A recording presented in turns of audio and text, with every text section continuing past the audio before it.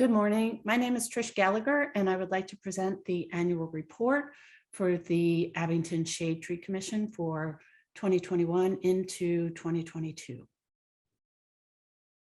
I'd like to start by reminding you of the Shade Tree Commission mission. So we seek to preserve and enhance Abington's urban forest and the essential ecosystem services that trees uniquely provide. So urban forests are the system of trees and other vegetation and water within an urban area. So all of Abington is an urban forest. And ecosystem services relate to the varied and substantial benefits that urban forests deliver. So these include economic benefits such as increased property values, environmental benefits such as cooling off the temperature and also soaking up stormwater, and social benefits such as increased well-being. The Shade Tree Commission consists of 5 appointed members: Carl Andresen, Joe Asenzi, Trish Gallagher, John Kennedy, and Colin Watson.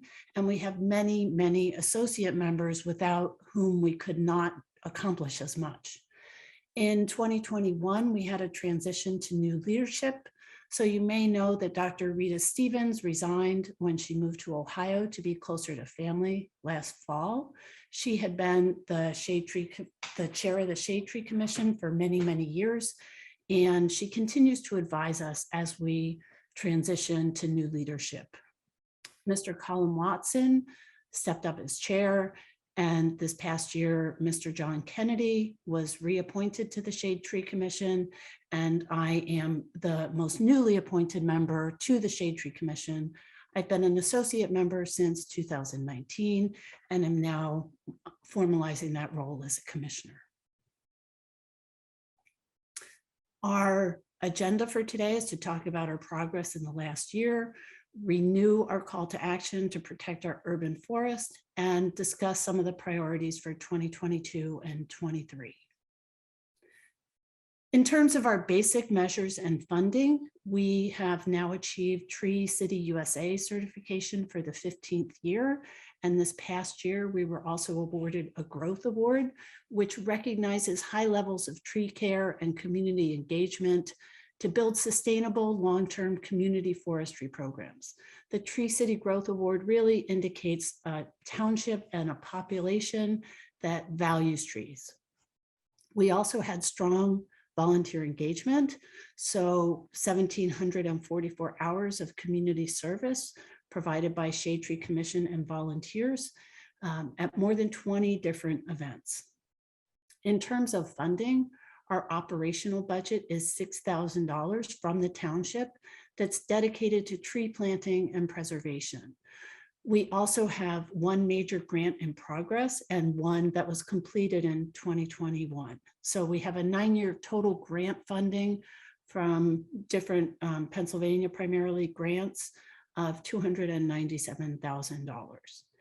In 2020, we completed a Tree Vitalized Forestry Management Grant, which was used to draft the long-term Master Tree Action Plan, which we completed in June of 2021, and I'll discuss a little bit later.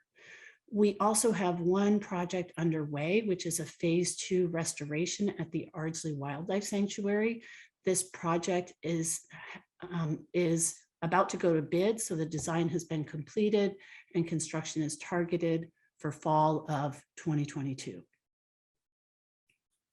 In terms of planning, we continued serving on the comprehensive plan development team to ensure that the new comprehensive plan will effectively set the vision for sustaining Abington's tree canopy. Also in partnership with township staff and guided by the comprehensive plan that's being developed, we completed the detailed 10-year Master Tree Action Plan. Again, I'll discuss this in a few more minutes. In terms of advisory services, we provide routine field support to the township staff in matters concerning trees, and we provide oversight of forest restoration and tree planting projects. And also in partnership with the township staff and the Environmental Advisory Council, we review land development applications and provide recommendations. In terms of outreach and stewardship, we had a very successful year. We held more than 20 events at Ardsley Wildlife Sanctuary, Baderwood Park, Glenside Weldon, Edge Hill Woods, and Copper Beach Elementary. We have many, many volunteers, including students from the Abington School District Environmental Science Club, Boy Scouts, many, many community members. And we also had a work day with volunteers from Giant down at Ardsley Wildlife Sanctuary. We have 3 forest restoration sites you may be familiar with: Ardsley Wildlife Sanctuary, Baderwood Park, and the Boy Scout Game Preserve. And we have many key partnerships. So we work closely with the Environmental Advisory Council and the Abington School District Environmental Science Club. We have corporate sponsorship from Infomark LLC, and we work with many local nonprofits in a synergistic way. So the Boy Scouts of America will often hold Eagle projects at our various forest restoration sites. We work with the Pennypack Ecological Restoration Trust, the TTF Watershed Association, and Wissahickon Trails. To renew our call to action, it's vital that we protect and grow our urban forests. Our urban tree canopy study showed that canopy distribution in the township varies widely. So it can vary from 26% canopy to 65% canopy, and trees per resident range from 1 to 7 trees per person. So one of our calls to action is to address some of these inequities and get more trees planted in areas that are underserved by trees. We've also had an alarming loss of canopy. So in the past 20 years, we have lost 1 out of 8 trees. This is primarily due to turf and other impervious surfaces like pavements. It's also due to people just cutting down trees that are not hazards. So it's really key that we increase canopy, and also in increasing the canopy, we need to maintain the canopy that we have. And to do that, we really need to manage invasive species in natural and restored wetlands.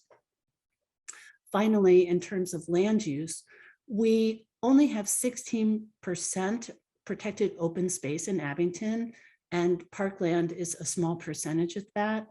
And 72% of our property in Abington is single family residential. So another key call to action is to educate and engage homeowners to protect existing trees and to establish new trees. Moving on to our priorities for the coming year.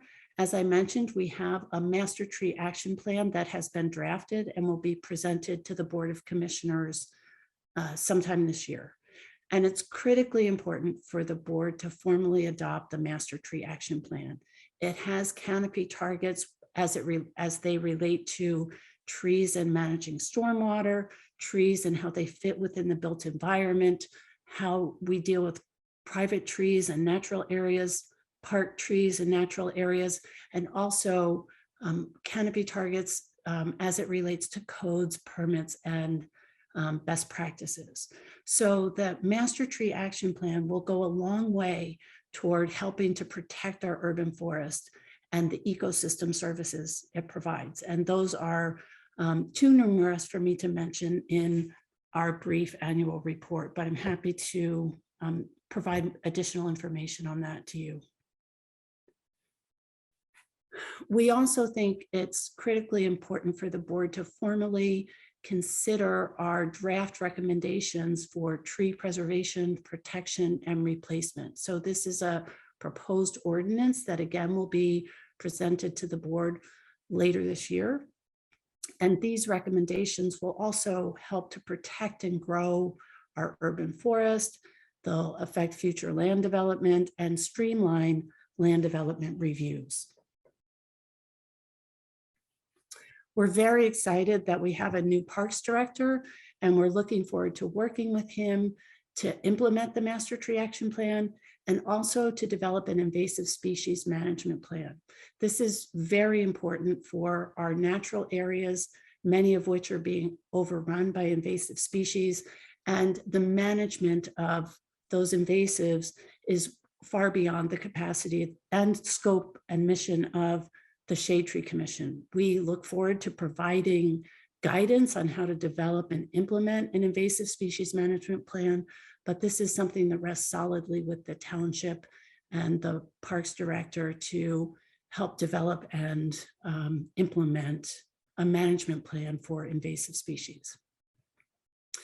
We would also like to see increased involvement and communication with planning, engineering, and construction services in helping to preserve and protect and replace trees. Finally, we're collaborating with the EAC to streamline land development review and recommendations. It was very difficult for us to do land development reviews when we couldn't meet in person during COVID.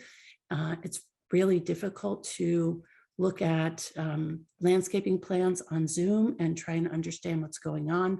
So we're looking forward to moving back to in-person meetings or hybrid meetings so that the Shade Tree Commission can meet in person and invite the developers to present their land development recommendations for landscaping and to comment on those at that time.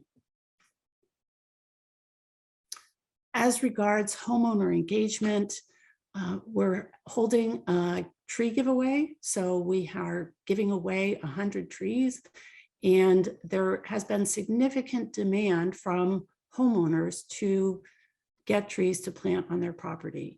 We were fully subscribed for the tree giveaway before we even had a chance to advertise. So this speaks to the demand for green on private properties.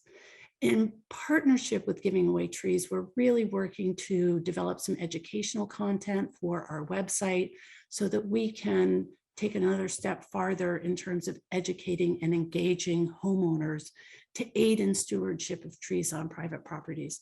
I was talking to a neighbor last night who cut down a beautiful oak tree because he said it was a hazard, because it had acorns that he slipped on.